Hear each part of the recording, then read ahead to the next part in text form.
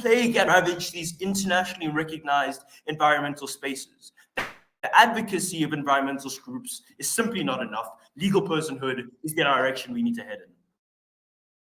No? Okay, sorry. They are being damaged in the status quo with the current environmental law, and we think we need a change on that level. There's a three-part burden on the proposition team. Firstly, to prove that it's necessary to advocate for some sort of change in terms of what these environmental groups are advocating for. Secondly, to prove that advocating for legal personhood of these internationally recognized environmental spaces is going to be effective in achieving better protection for these environmental spaces. And lastly, that this is something that's justified to advocate for. The comparative that the judges need to ask themselves in today's debate in order to assess who wins is which house better protects these internationally recognized environmental spaces, but also the rest of the environment and the rest of nature as well. You'll be hearing three arguments from the proposition bench. Firstly, you'll be hearing a justification argument for why we should be advocating for legal personhood. Secondly, you'll be hearing about legal prosecution and the benefits that we get there. And then the second speaker's speech will be talking to you about the perception of nature and how that shifts when we begin to advocate for legal personhood. There are a couple of things to note strategically about the proposition bench. First thing to note here is that we're standing on the grounds that environmental groups have to campaign for what is the most useful or important protection. We're not obligated to prove that we're necessarily going to get it or it's necessarily going to materialize, but merely we need to convince you that the advocacy for this kind of policy, for legal personhood, is something which is going to be beneficial. That's really important to note in today's debate. And just so we're clear, legal personhood is when you grant an environmental body, not just the rights of like property or nature, but you extend that further and you give them rights similar to that of a human being. Things like the right to life, things like the right to a healthy environment, the right to health, etc., etc. We'll talk to you more about that in my substantive matter. Now, there's a trade-off that we need to make on the proposition bench. We're trading off your easier, more market-friendly pushes, things like carbon credit or the carbon cap and trade system. And we're doing that for a harsher form of regulation, we concede, which is legal personhood. But note, we think this is actually still realistic. You give the example of Lake Erie in the US, like the Wangu River in New Zealand. These are currently natural environmental spaces which are having conversations and have a degree about legal personhood, so it's still realistic. That's firstly. Secondly, and we think in the current status quo with the growing concern for climate, like the Paris Agreement, COP, the United Nations, we're still likely to get this through. But even if that weren't true, let's tell you why we're still happy to advocate for a more harsher form of regulation instead of your more market-friendly pushes, what the opposition team is likely to be advocating for. Firstly, because we're not mutually exclusive, right? We're merely prioritizing legal personhood or the advocacy of legal personhood. We're not necessarily saying that you can't do anything else. Secondly, because in my substantive, I'll prove to you why these palatable pushes that pander to the economy are something that's unjustified.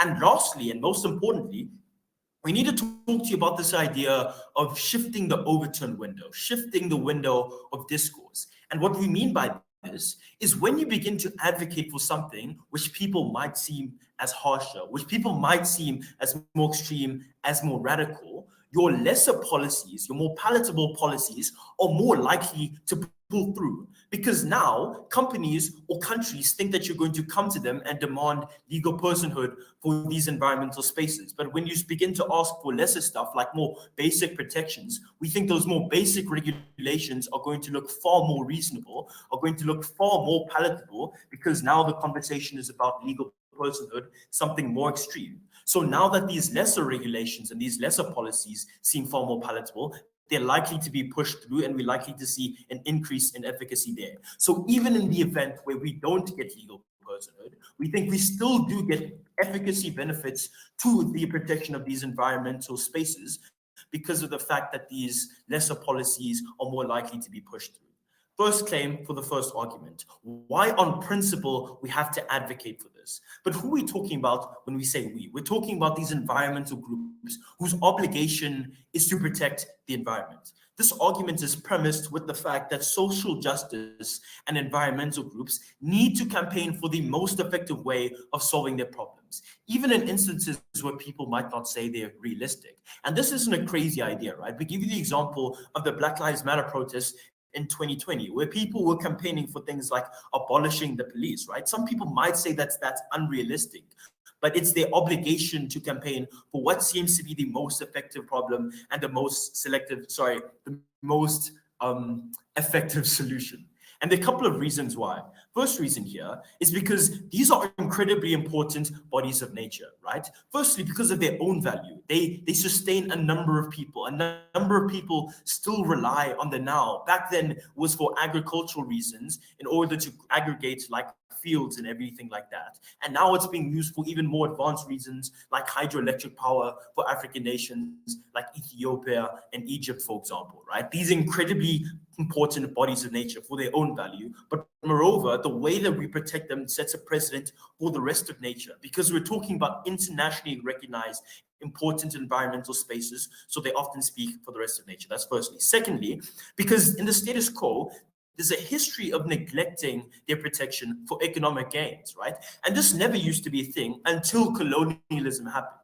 If you look at America, when Native Americans were there wasn't this thing where you would neglect the environment and prioritize economic gains. There was huge respect for the environment. If you look at Australia and New Zealand, when indigenous people were running those countries, there was massive respect for the environment. It's a colonial mindset that says that you should neglect the environment in order to maintain economic prosperity, and that's not something we think we should be maintaining. Thirdly, because market-friendly solutions assume that the economy is more important, and that's not what the obligation of these environmental groups are. The obligation of these environmental groups are to protect the environment, which is suffering, and is being damaged, unlike economies which are thriving in the status quo. Fourthly, because we're at the point of no return. This isn't a point where we're having a conversation about maybe we should change things. No, because the point of no return is imminent. Second argument here is about how legal personhood creates better protection for the environment, right? Firstly, because you're going to get better protections. Legal personhood grants greater legal protections because the rights of a person are just far more extensive than the rights of natural bodies in the status quo. Like the highest classification that you can have as an environmental body is the rights of Point legal information, person. guest speaker. It's protected time, sorry.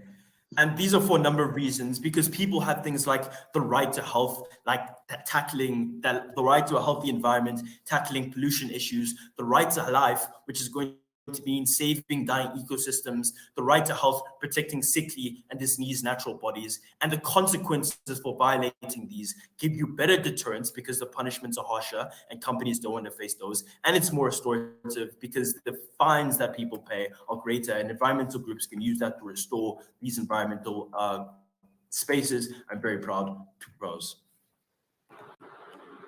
Thanks to Proposition 1 for the fine speech. Can we please have opposition first speaker to speak now whenever they're ready?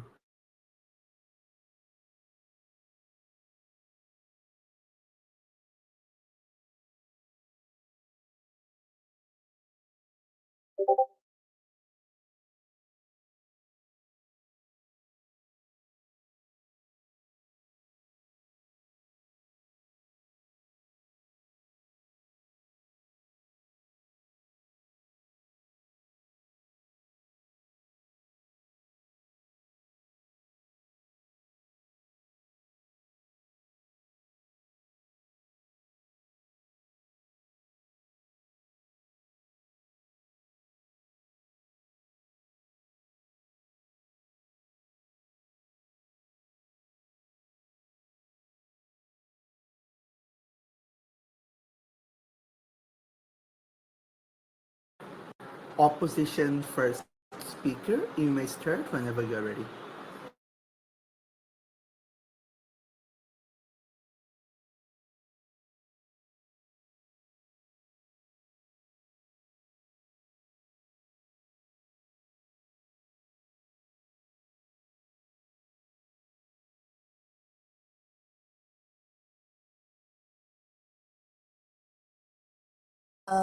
Thank you so much. I'm Gloria, and I'm from Rwanda, Team C. And today we're debating on the motion that says environment confession groups should advocate for granting environmental legal personhood to internationally recognized species as their primary for environmental protection. Yeah, we do agree with the finding key points of what they mentioned, but here's some different that I would like to go on first. Environmental personhood is a legal concept which designates certain environmental entities the status of a legal person. This assigns to these entities the rights, protection, privilege, responsibilities, and legal ability of a legal person. Because environment entities such as rivers and plants cannot represent themselves in court, a guardian can act on an entity's behalf to protect it. So, dear judges, today I'll bring you to this. Our world continues to suffer from environmental degradation and the threat of global warming. We are at a critical point in history where our actions and decisions must be carefully considered, lest we squander the limited political and economic capital we have, or worse, cause more harm. Me and my partners today, we stand here as opposing this. So I don't think that the plan that their first speaker proposed is going to be like the main plan that is going to help us to achieve this. Because he came here and talked about how this legal personhood is the one that is going to protect better all the environment. But what are we protecting the environment from? What is the ultimate point of the protection? And here brings me to this. What do you mean, like their primary strategies? How does their primary strategy differ from other strategies in practice? They really need to clarify this, because we, as the opposed, we're going to go to a side if they clearly mention how their primary strategy is going to work out, and to what extent this measure is going to work out, and to what extent it's going to be successful. We already know that there are plans that have been working. But for us, we stand here not to go for the legal personhood, because we don't see its success. We don't see it unless they prove to us how their success is being measured. Because there are some other plans that are already working, and we can see their effects that are going well, that are in a positive way. So we would like for them to clarify as to how is this going to have, how their primary strategy is it like allocating this practice. And again, I would like to come up with one thing. Once all those is proven, they also have to propose why the proposed policy that they gave us should be considered as the primary strategy. Another thing that I would like to say on this environmental personhood cannot be fully achieved. Environmental personhood is rooted in the idea of environment-centered approach. It seeks to give legal standing to legal space as opposed to the actual people. They must be represented. In the absence of text or money to fill a lawsuit, we cannot realize the app's promised far-reaching impact. It becomes everybody's responsibility, and then possibly nobody's responsibility, right? So one of the NPR says, so the question of enforcement depends who actually has the funding, usually to run a lawsuit. Lawsuits are very expensive, right? So we are going on this, where we just mentioned something about no jurisdiction that is going to be shown. A legal person cannot be owned. Therefore, no ownership can be attributed to any environmental entity with an established legal personality. There is this further criticism that the guardianship of the rivers was only granted to Uttarakhand and a region in North India. That house is a small part of the river's full extent. According to the gangs flows for about 200, 500 kilometers through Uttarakhand and Uttar Pradesh, Biras, and West Bengal. The only small section of the 1,370 kilometer Yamun tributary lands through Uttarakhand, which also crosses to the state of Haryana. That means the Supreme Court of Colombia issued a decision recognize the Amazon River ecosystem as a subject of rights and beneficial of the protections. So here's the thing that is most I want to emphasize on. If we said that we're going to put their guardians to be aware of this, the legal personhood, we know that the guardians cannot be sued or lose money in lawsuits. However, there are some arguments again that comes to environmental personhood. One concern is that the status of legal personhood implies a right not only to sue but to be sued. Can a river be liable for damage it causes in a flood? Will the guardians of that river be asked to pay for damages caused by natural disasters? Community Environment Defense Fund lawyer during this year I'm referring to that this concern is one of the things that could dairy, in my opinion, the ability for rights in nature to be check on destructive activities, and instead could set up the kind of like nature resource trusts for ecosystem where there is a flood and now the ecosystem has to pay out the fund that would otherwise have gone to restoring habitat that has been destroyed. On continuing to that, I would like to take a deep brief and let them understand what I'm really trying to say and inhale it, because I'm continuing to give some good arguments to them. Legal personhood can conflict with the rights of cooperation. That is the worst of it. During April 2013, the CELODEF assisted Fashion in Morrow County, New Mexico, in creating an ordinance that limited the ability of cooperation to extract gas and oil, gave the rights to the nature ecosystem and bodies of water that resided within Morrow County. This ordinance made Morrow County the very first place within the United States to ban the production of gas and oil. Dear judges, consider this, because I'm referring to this as to clearly show you how this legal personhood in their premises is not going to contribute as much as what I'm giving you right now.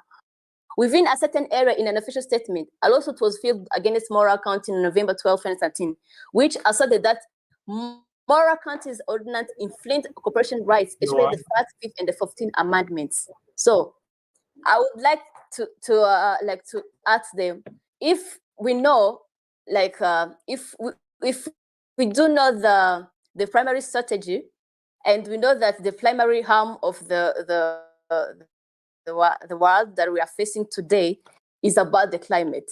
I think they should change their plan and come with something that is more understandable. That is more understandable, sustainable to the world, which is what now we are facing. Our world now is facing the problem of the climate change. So, as to address the issue, we don't have to come with this another premise that is not as in advocating for this strategy. Because if I come on climate change, the environmental legal personhood cannot be a primary strategy, since it does not substantially address the primary threat to the environment. As we know, as the world, the primary threat to the environment today is the climate change. So I come here, on the climate change. There are only a few climate case changes indirectly invoking the rights of the nature. What I think for them, they have to clearly work on this plan as to clearly show us how they are going to face these threats. There is a limited political capital and spending it on granting those legal personhood. This allows important political and legal change that more directly address climate change from being pursued. It gives a more license to state and corporation to involve them. So here I come as I'm trying to summarize what I've been through as the opposition side, giving out our main points. I hope they got everything clear as I mentioned. And then here is the thing that they like to mention, and we really want to go on a side if you clearly state this to us and we get to the same point. Because we understand what you're trying to tell us, but how much political capital do these environmental conservation groups have, as you mentioned? And you know that in some region, there is not those internationally recognized bodies. They don't have them. We don't even know if they're going to get them, because some of them, they don't believe that they are going even to work out. The people don't even trust in them. They don't know what's going on. So people need to know. So, and again, if you're going to use this strategy, where is your funding going to come from? We know there's a lot of money being invested in different aspects. So where is your funding going to come from? How can you be sure that these laws will not be struck down, as in the case of the wreck area, as I told you that in the wreck area happened? How are we sure that the laws that you're going to bring up are not be struck down? And another thing, do you believe no region in the world is left behind when it comes to environmental problems? Because you really need to identify this, because there are some region in the world that is behind this, all of the plan of legal whatever.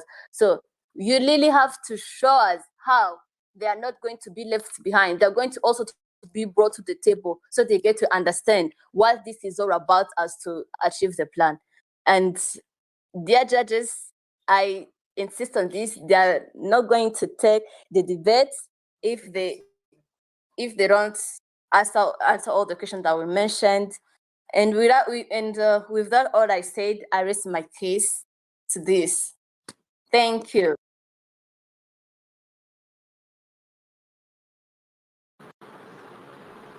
Please mute yourself. Opposition first speaker. And thank you so much for that speech. I just want to strongly flag that anything and everything that you say after 8 minutes and 15 seconds, judges are not listening. We are not taking notes either. So please stop when you reach that time mark. With that being said, proposition second speaker, you may start whenever you're ready.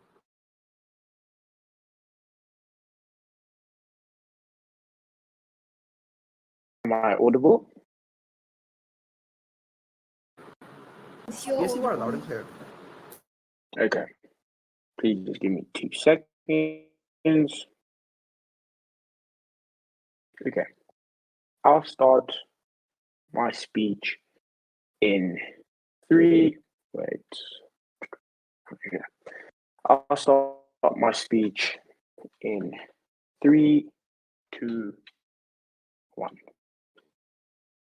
I think we need to be very clear within this debate about what we are actually discussing, because from the opposition side, they don't actually engage with what we've spoken to you about in our first speech. And in their speech, they essentially tell us that there are going to be better alternatives in which we're meant to utilize. Remember, today's debate is about why we need to prioritize giving legal personhood to environmental bodies. This does mean then that we don't have to prove to you that we're going to be successful, but we can show you in the instances which we are successful why we are better. But secondly, then we can show you how making it the primary focus allows us to get the rest of the smaller policies. But now to go on to more specific rebuttal that they have given us.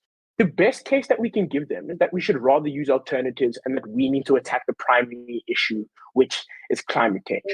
Firstly, we tell you this is the most important way or the most direct way of changing things such as climate change. And the reason for this is because when we look in the instances of the Amazon, the only reason climate change and like we're having more global warming is because trees are being cut down. The Amazon is being cut down, which then means that one, we're using more carbon emissions, increasing our ozone layer, which then increases essentially the temperature on Earth. But secondly, then the lack of trees means that we have less oxygen and means that we're most likely going to have more like natural disasters, which then shows and clears this up for you that the point at which they give us that like we can't sue a river doesn't make sense, because we think in any instance when there's natural disasters, the fault is on humankind. It's not on the river.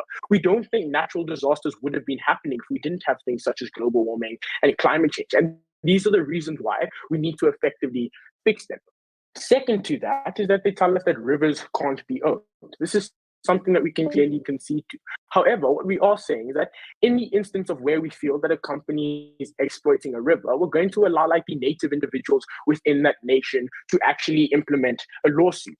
And this is where we say that in the instance where we do have legal personhood, we just have a body of individuals looking after the river. They don't own the river. We don't think at any point we can give that ownership to anyone else unless it's within that state. And that's something in which we believe isn't important. But then secondly, then we think this whole idea of like they can't raise money and they don't have the funding, therefore we shouldn't do it, isn't a valid enough argument.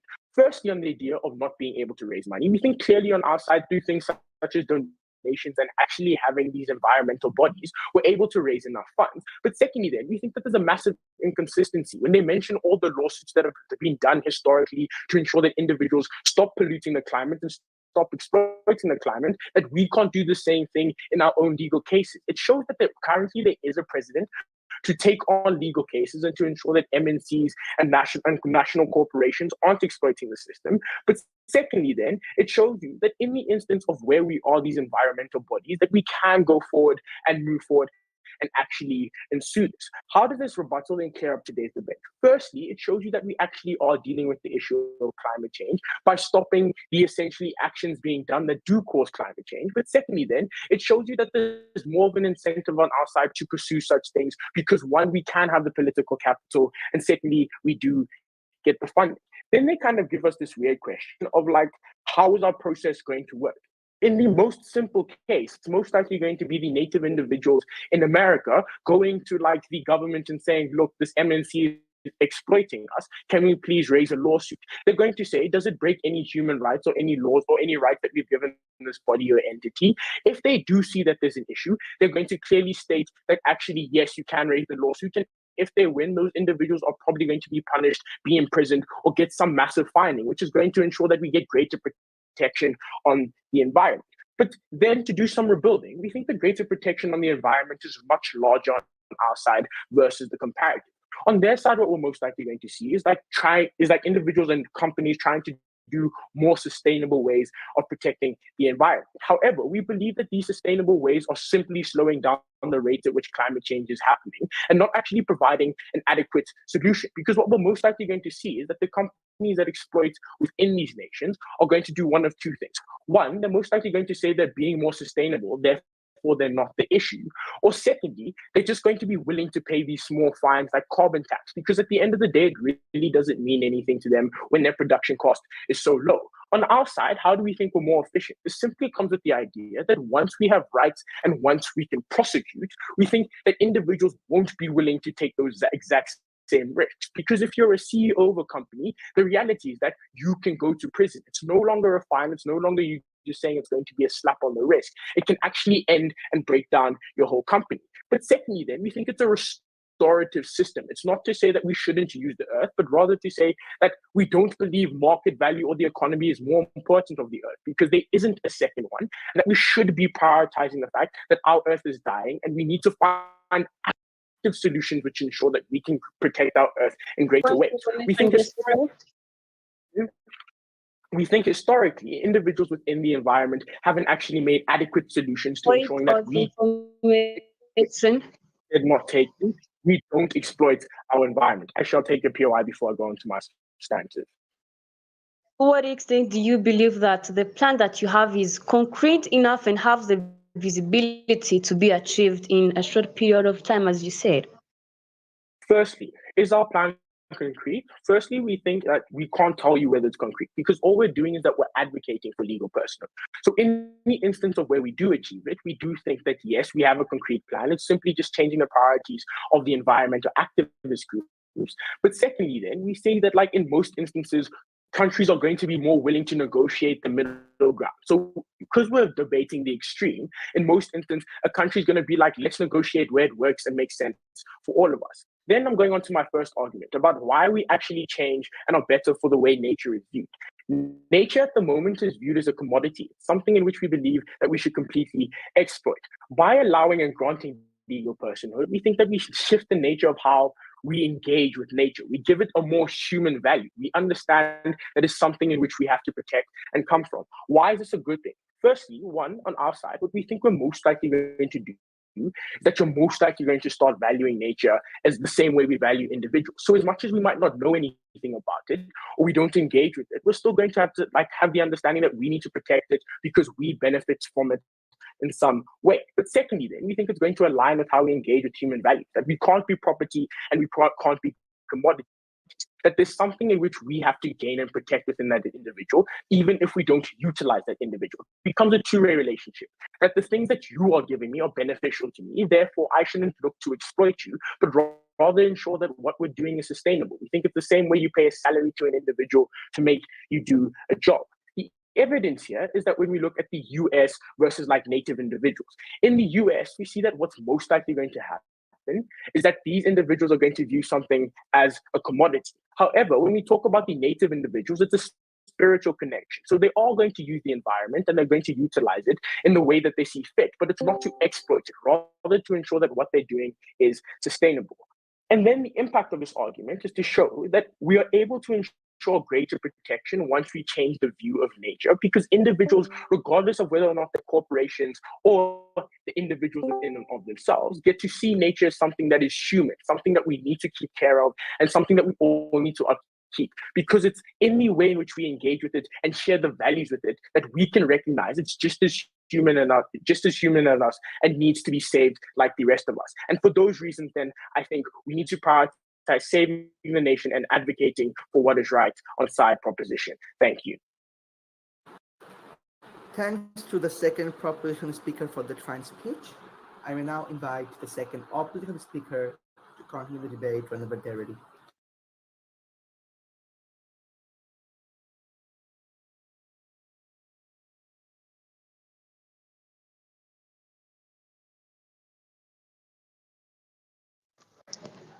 Thank you. Can you all hear me? Can you hear me? Yes. Okay. Uh, uh, I'll start in 3, 2, 1. So thank you. I'm Aurélie Nishimwe, and I go by the pronouns she or her, and I prefer verbal POIs. So the debate today is about whether or not the conservation groups should advocate for legal personhood to internationally acclaimed environmental spaces. So here is the thing that tonight we come with. Today, of all the 180 countries in the world, only 4, which are Ecuador, Bolivia, India, and New Zealand, have advocated for legal personhood.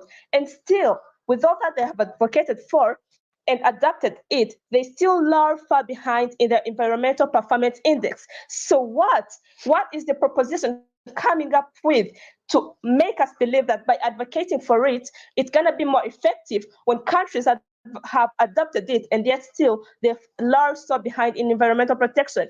And yet 3 countries, Switzerland, France, and Denmark, that have come up with basin pollution laws come in front when it comes to protecting the environment, which means later please, which means that in the status quo, everything is working. But then we do not believe that legal personhood should come as a primary strategy, which actually they never defined to us what a primary strategy really means. We, as the opposition side, are not against the idea of legal personhood. We're against the idea that it should come in as as a primary strategy. When in the status quo, we have an issue that people themselves are not even aware of the importance of the environment to them. So how you, as the proposition side, are going to come with an option of telling them this Lake Erie or Mount Everest is going to have its legal rights, it's going to act as a person, when they themselves do not even know the importance of it in the first place?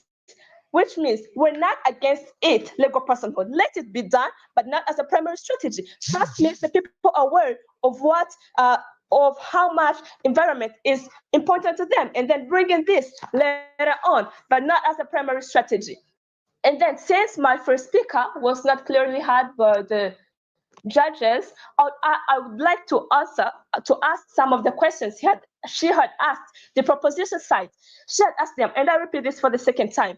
What do you mean by primary strategy? And how does a primary strategy differ from other strategies in place?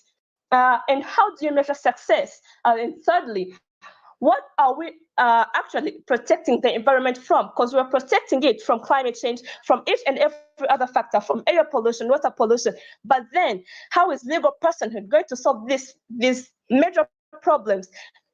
As when we do it as a major strategy, when there are other strategies in place that are being effective in countries like Switzerland, we have afforestation, we have recycling, we have awareness being put in place, then how are you going to tell us that this legal personhood is going to solve these major problems? Your POI, please. Your POI. In the status quo, what is more extensive legal protections, a tree or the law or person? Thank you. In the status quo, we do agree to the fact that the earth and people in it are anthropocentric. Yes, they see it in they value environment as something that is there to serve them. We do agree with that. But then we're against the idea that you should make it a legal person when they're not even aware that they're anthropocentric. That's the fact. Just make them, in the first place, make them aware of the fact that they are anthropocentric, then make the tree a person later on, after they actually know that them themselves. It's like you guys are giving therapy to someone who doesn't not even know they actually have a disease. You're telling people to adhere to the fact that a tree should be treated as a person when themselves they do not have the capacity or the awareness of that concept of a tree being a person, which is unrealistic. Which brings me to the fact that you said that advocating for it is realistic. Dear judges, it's not realistic because firstly, there is no awareness and it's not solving the major issues at hand more than the actual denied, please. And which brings me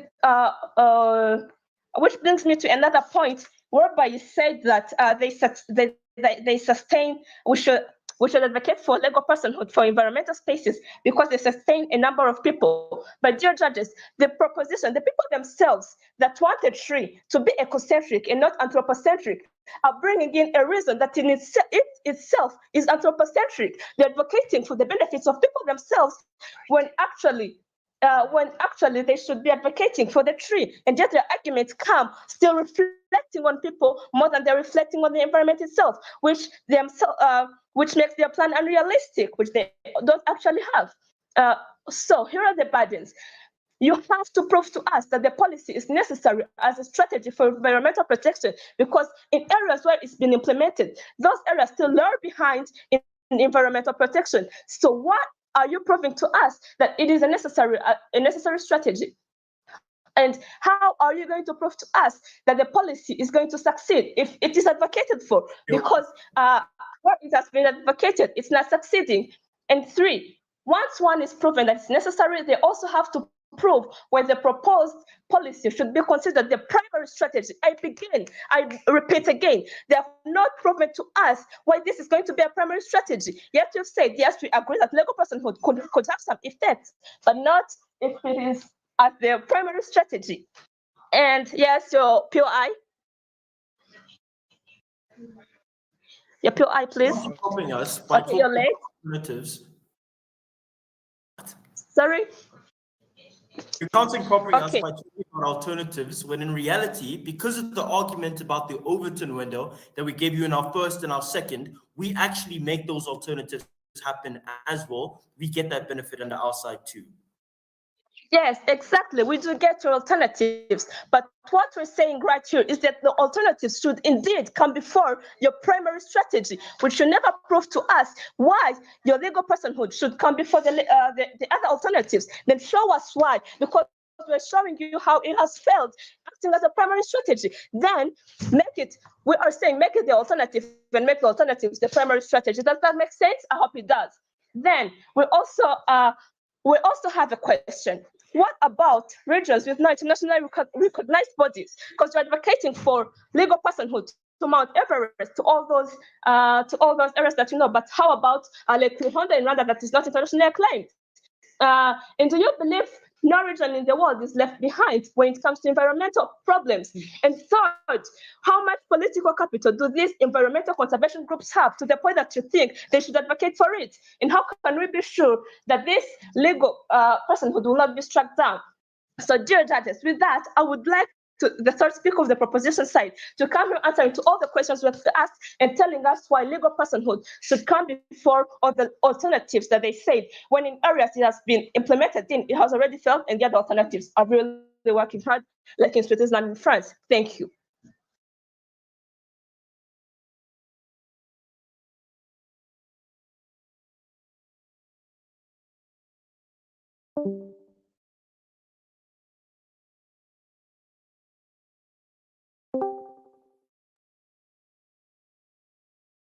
The opposition speaker for that fine speech. Can we please have third proposition speaker whenever they're ready?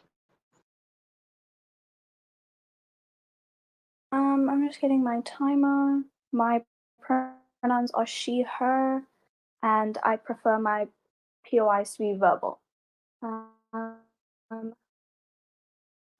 start my speech in 3, 2, 1. The main issue within today's debate is quite frankly the lack of matter and argumentation that we as a side have received from side opposition.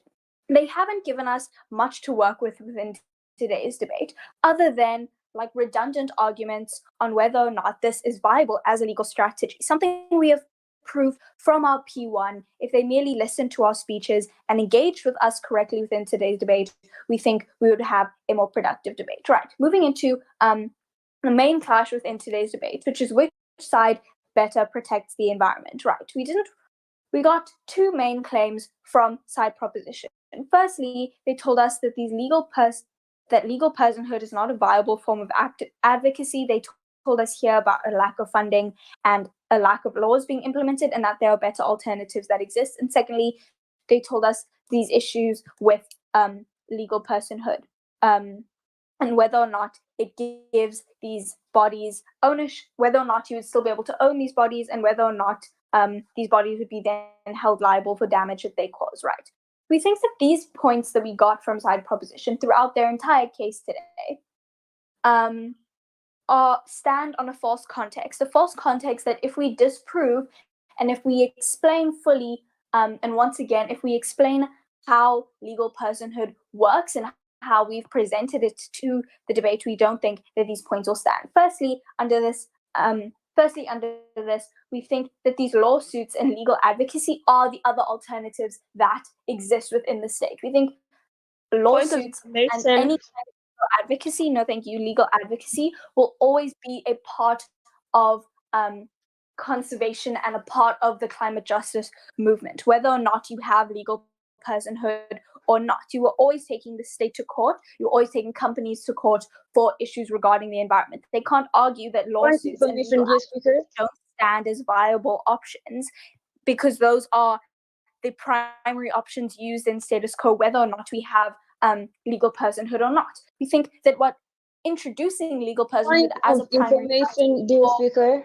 No, thank you. What primary strategy as a primary strategy does is it makes these lawsuits and it gives this legal advocacy a new layer. It gives it more power. It gives it more and a better way of advocating for these bodies legally. When you extend human rights to them, when you extend legal personhood to these things, it becomes easier to protect. It becomes easier to argue for in a court of law, something that already happened, right? Secondly, they told us that, we think it doesn't even matter if legal personhood as a primary strategy is viable or not, because we think that firstly, it makes other solutions more palatable. We think on our side, no thank you, we think on our side, these other strategies for advocating for the environment simply become more available to us on our side. When you give a company the option to stop polluting as much, we don't think that that's something that they're going to choose. When you say you can either stop polluting so much or you can no thank you, you provide these states with legal personhood, we think they're more likely to choose the less extreme, which is the other alternative, something they wouldn't have done if we hadn't introduced legal personhood. This is under our side, you get both legal personhood and these other more viable, according to side opposition strategies that they provide, that they want so bad. We think this can only happen on our side. That is a benefit that is exclusive to us. Secondly, we think the principle of legal personhood in and of itself is something that we value regardless of its outcomes. We think that when you give natural bodies legal personhood, we think that is a sign of respect, that is a sign of understanding what these things can do for us. Even without the outcomes of it, we still advocate for legal personhood because we think that it extends the necessary amount of respect and advocacy to these natural bodies. Thirdly, we think that it falls under the obligation of these advocacy groups. We think they have a particular obligation to these natural bodies to provide them with legal personhood. You can't be a conservation group or an advocacy group and not view these natural bodies as something that can be respected, as something that should be protected on the same level as other human beings. We think that is an obligation and a necessity to these legal advocacy groups. Thirdly, in my responses, we think that what it does is it changes the way that people view these natural bodies, and you stop viewing them as merely commodities. You protect them. We think that all of these arguments that I've given today and all of our responses today are realistic solutions in making, when you make legal personhood a legal strategy and a primary strategy in conservation and in protecting natural bodies. What you do is you introduce the wider people and the wider population to the fact that we are quite literally on the brink of extinction. We don't have much time left. We're at the point of no return. To say that the only way we can create change is by advocacy and by educating people, it's too late for that. We can't keep just recycling. That's not enough. Our overconsumption and our pollution and deforestation have reached a point where you need drastic action. We think legal personhood is the only viable and drastic enough way of protecting these bodies. Before I carry on, though, I can take a POI. Hello?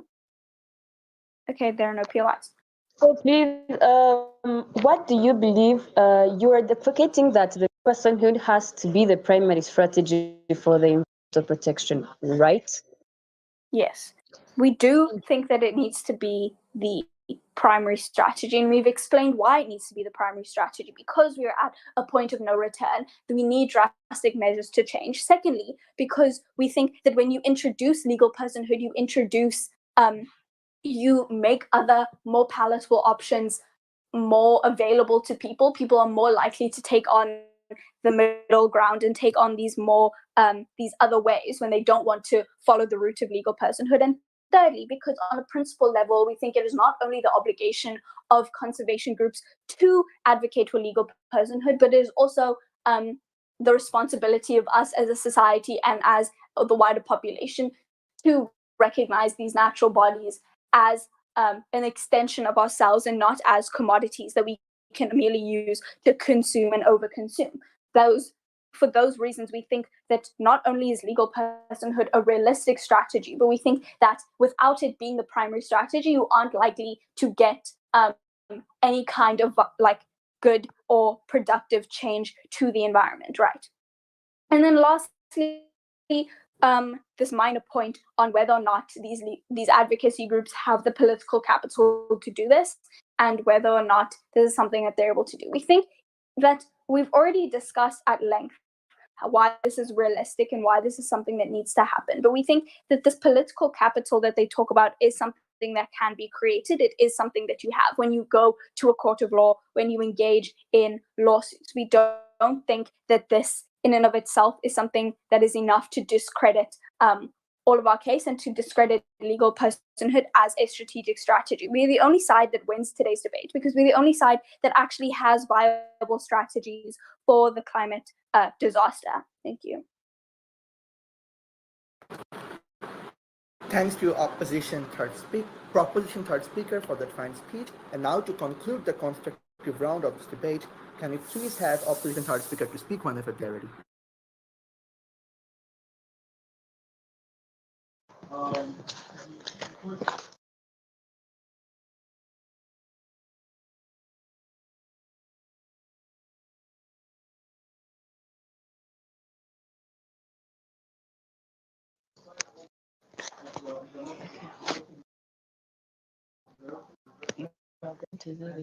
So a very good afternoon to you all, Teta Karima Shamila. Third speaker on the opposition side. I was so amazed by the way this third speaker just said that we are at a point of no return. And then she just said that the policy that is the strategy that we only have, it is granting legal personhood as the primary strategy of protecting these environmental spaces. But to make this clear, dear judge, I need you please to highlight this. We just told them that this is not a primary thing that we need to be doing. What we need to do as a primary thing, it is to come up with making people aware of what they have to do. When we ask them, they played it so good and say that this awareness is going to be in their plan. But mind you, what we need there is a lot of things after making people aware. Thank you for not making your plan so concrete. And as I asked you within the second speech, we asked you to show us how it is concrete, its visibility, and how it is going to be achieved, and how it is going to be solving the problems at hand. That was first. So then what we need, if they say that awareness, it is not enough. What we need as a primary thing, it is to make sure that people are participating in this, what we do. We already know that you clearly damage the law, knowing that it is there and knowing that you're going to be punished. This is what we are fighting for against as the opposition side. We need the participation of the people with their awareness as the primary strategy, not making the legal person who the primary strategy. As I asked the third speaker, denied, please, you're not getting my time. And then we asked them, how really does that legal personhood work? How is it going to work? Please, dear judge, I need you to highlight my speech. They did not clearly show to us how this plan it is going to be working step by step. They kept on saying that the funds are going to be coming from somebody's that they did not give any kind of an example, showing how the plan has a lot of loopholes. They said that it is going to be easy for them to protect if they grant this legal personhood. But what is clearly the need of granting the legal personhood to the person who do not understand what they have to protect, who do not understand the importance of the environment, when we already see that in what is currently being done, they do not understand that. And they said that, as they said in their last speech, these girls clearly say that education, it is too late to educate people. For God's sake, dear judge, I just got so shocked. How dare they say that it is too late? For God, please, for as an example to show how the opposition could take this debate. In Rwanda, you already know that we have 5 parks that are touristic attractions. With this, people need to protect. There are a lot of people needing who live around these places, and with that they taught to them before, and by making them aware, when they saw that it was not enough, which I wanted the proposition to come and show to us that awareness we asked them was not enough, and show to us that people are going to be participating and making them understand why they have to participate, how are they going to be doing that. This is what the government of Rwanda did. They gave the 10% of the funds coming from that tourism and gave it to the people living around there. When a gorilla came out and destroyed your properties, what the first thing to come to mind was to kill that gorilla. But for now, it is not the case. For your own information, for now, when a gorilla comes out and destroys for you, because you know that the government is doing something to protect you too, you are going to be reporting it and saying that this is what is happening. You have to come and take this back to the park. And then as the team proposition, we really wanted you. I kept on telling them to show how it was a concrete. You said that you did not get what our first speaker said, but in her introduction, she said that our world continues to suffer from environmental degradation and the threat of global warming. We are at a critical moment in history where our actions and decisions must be carefully considered, lest we squander the limited political and economic capital we have, or worse, the cause more than harm. This is what we are going to do. As we already told you, the team proposition as opposition, what we wanted to show us how they are going to be solving the problems. We gave them the example of the climatic changes, and they kept debating on the example when they did not clearly hear the argumentation. Argument comes with an example. If I give you an example and then you come debating on the example that I gave you, you are getting yourself stuck.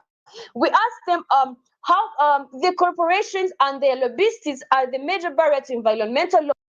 How does their policy sum out this barrier? They did not clearly point that out.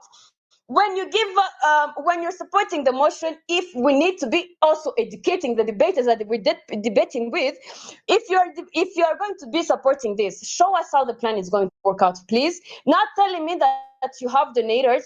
Are those donators? Where are they coming? How is the money going to be used? Step by step. Say that one, we are going to be doing this, second, doing this, third, this, and then when you're going to be supporting this legal personhood, what about the other strategies that were in place? I asked them, why are they really making this the primary strategy? And they say that they already gave us why, and their why was only saying that it is because it will be easier to protect. How is it going to be easier to protect when the people do not understand the reasons why they have to protect, when we do not have the participations of the people to protect? This is what we wanted them to come and point out.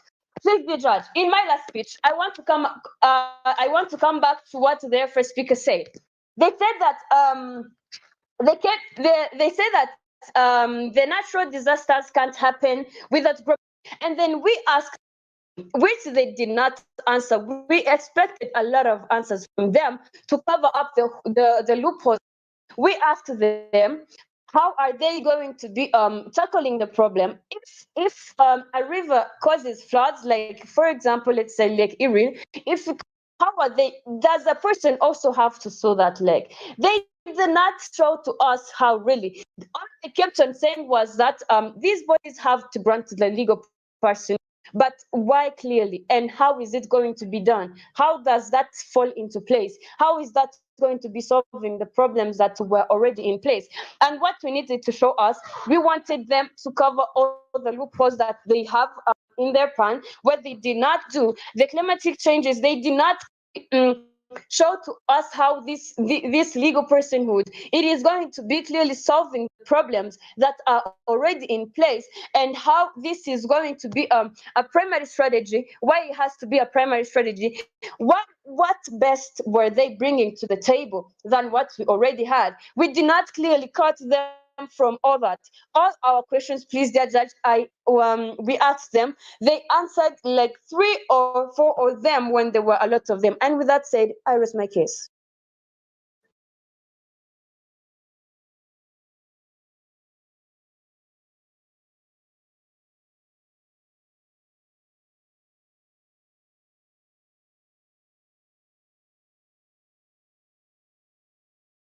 Third speaker for the fine speech.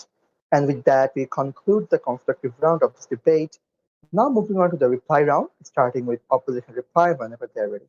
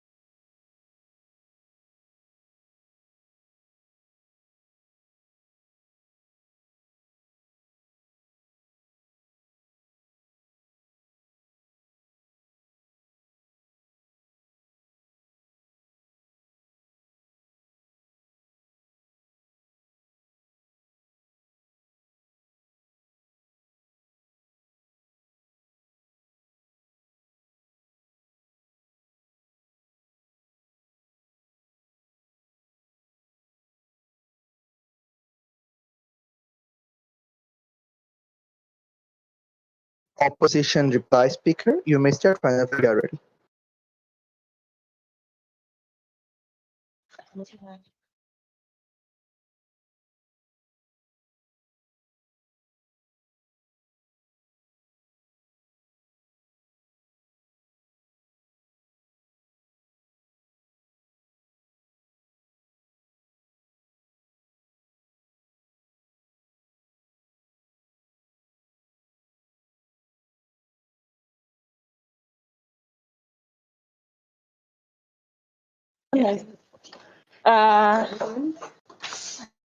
Hey again, I'm Aurélie, speaker from the opposition, and I'm here for the reply speech. And again, my pronouns are she or her, and they'll begin in 3, 2, 1. So, the debate tonight was, was this House believes that environmental conservation groups should advocate for granting environmental legal personhood to internationally recognized spaces as their primary strategy for environmental protection. So when my first speaker came here, she listed a whole lot of questions, though you rather on say that she wasn't heard, but I repeated the same questions. And none of those were answered. The first one was, what do you mean by a primary strategy? And how does a primary strategy differ from other strategies in place? How do you measure success? What are we protecting the environment from? And how is legal personhood going to solve those problems that are in our environment? And the fourth was, corporations and their lobbyists are a major barrier to environmental. How does your policies surmount this barrier? We gave 3 burdens to the affirmative, proving that the policy is necessary as a strategy for environmental protection, proving that the policy succeeds as a strategy for environmental protection, and third, once one is proven, they also have to prove why the proposed policy should be considered the primary strategy, which I believe was the major point of clash in this debate. We asked them a lot of times, and we repeated this a lot of times. We are not against legal personhood itself. We're against the idea of making it the primary strategy when people themselves aren't even aware of why they should be protecting the environment. We say that a lot of times, and they weren't able to prove to us how it's going to work if it's made a primary strategy. Their main points were that they sustain a big number of people, which we replied by they could be able to sustain that those people could be favored more if firstly they were aware of the fact that the environment serves them a thing or two, in which we said that their argument is as anthropocentric, yet they are fighting against that idea of anthropocentrism. They also said about its realistic. They also gave a point of its legal personhood being realistic. But the thing is, we told them that it's not realistic if it's being put in a place where people are not even aware of the measures that are already at hand. And we say this a multiple of times. We said this a multiple number of times. Legal personhood has failed in places where it has been implemented, where I said that in Ecuador, Bolivia, India, they still are behind in environmental performance index. And yet countries like Switzerland, France, and Denmark still come up front with the status quo, with adopting other laws that do not include legal personhood. So we asked them a multiple number of times, how sure are they that legal personhood is going to work if it's implemented as a primary strategy? Yet it has already failed in the countries where it has been implemented. And we also ask them what happens to environmental spaces that are not internationally recognized, like Rwanda, like in Rwanda. We also told them that we have some lakes that are not internationally acclaimed. So what happens to Rwanda if we do not have areas that are internationally acclaimed? Do we still lag behind? So they said about advocacy. They say that advocacy is not. They say that they should advocate, but we told them that advocacy has no point in taking place when we're not sure of the participation. We advocate for something when people are not aware that they really need to participate in that thing. My dear speaker also raised first and third raised an issue about suing and being sued. What happens when they sue a particular environmental space due to that legal personhood? Does it get to be sued or does it sue? And with that, I rest my case by pointing out the point of clash again, primary strategy, and why they believe it's going to work when it has already failed. Thank you.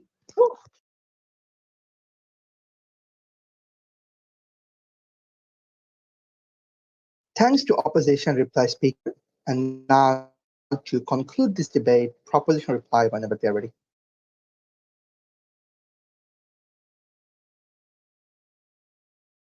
Hi. Reply speeches are 4 minutes and 15 seconds, correct? That is accurate. It's capped at 4 minutes. The 15 seconds additional times maximum that can be allocated. Okay, perfect. Thanks. Haven't done one in a while. Okay. 3, 2, 1. Panel, you heard 4 arguments from the proposition team. Firstly, we gave you a principled justification about why it's important to advocate for policy, which is the nature of legal personhood, something as extreme as it is. Secondly, we told you about the overturn window, which allows us to actually, by advocating for legal personhood, get pushed through with a lot more of our less extreme, more palatable policies. You heard that from the first straight through to the third. Thirdly, you heard about how we shift the perception of nature. You heard, and lastly, you heard about efficacy and how we get better legal protections. Panel, notice that 3 of the 4 arguments just weren't responded to. The only place where they contended with us was the issue of legal efficacy and being more effective at protecting the environment. So 3 arguments are left standing this late at the end of the debate. First one, the one about principle justification, which means that we were in the principle clash. The second one about the overturn window, where we explain to you what happens when you begin to advocate for more extreme policies and how that then means that your lesser policies, your more market-friendly policies, things like carbon taxes, which they were hopping on about throughout their speeches, actually begin to get enacted because comparatively to the extreme advocacy which you have, those seem reasonable. It's the same tactic that's like major companies use when they're negotiating. That's what we told you about when they ask for like a large sum of money, but actually all they need is a little bit of money, and they end up getting that little bit of money because the large sum of money makes a small amount of money just seem a lot more reasonable. We told you about that from the first to third, and what we think this means is that all of their matter about the alternatives, about how they want other things instead of legal personhood, falls under our side as well, as we end up getting that benefit better than they do because of the overturn window argument that we gave you. And the last argument that we gave you was about the perception of nature, and that was unresponded to. And what that then means is that we shift the perception of nature so that people view nature in a more valuable light, in a more human light, and they're likely to take care of it better, so we get better protection for the environment. That puts us ahead on the efficacy clash. So those 3 arguments that were unresponded to are very important. And notice how my second speaker, when they fought the efficacy, handled a lot of the issues incredibly well. They told us about how carbon is the issue, and we told you how, well, with legal personhood, when you're protecting these rainforests, you protect them against deforestation, and that perpetuates things like carbon and the climate issue. So we tackle carbon as well. They hopped on about ownership. We told you how we don't have to own any of those things. We just have to look after them. They told us about how suing is going to be, being sued is also something that you have to take on with legal personhood. But like, natural disasters aren't the fault of these legal bodies. We told you that in our second. We told you about how who's actually at fault are these companies who are guilty of climate change, which is exacerbating these natural disasters. And lastly, he gave you his argument about shifting the perception of nature, and he told you about how there is enough money for these lawsuits. Just look at the historical data about the number of environmental lawsuits that have been won and have happened historically. We tackled all of their rebuttal straight from the P2. The P3 filled in those gaps, and we think we've won this debate. Lastly, just a couple of strategic issues that they had with the we had with the opposition team. There was very little case progression. The first and the second and the third was very indistinguishable. We weren't quite sure what their substantive matter is. They didn't engage with the overturn window, which was incredibly important on our side, and they should have tackled that. We only really got clarity that awareness was the alternative in the second and the third. We didn't really get that from the first. And they kept pulling us out because we didn't lay out a step-by-step 10-pace plan for what exactly legal personhood is. But this house believes that debate, none of this house would debate, and we think that's something that they missed strategically. I'm proud to propose.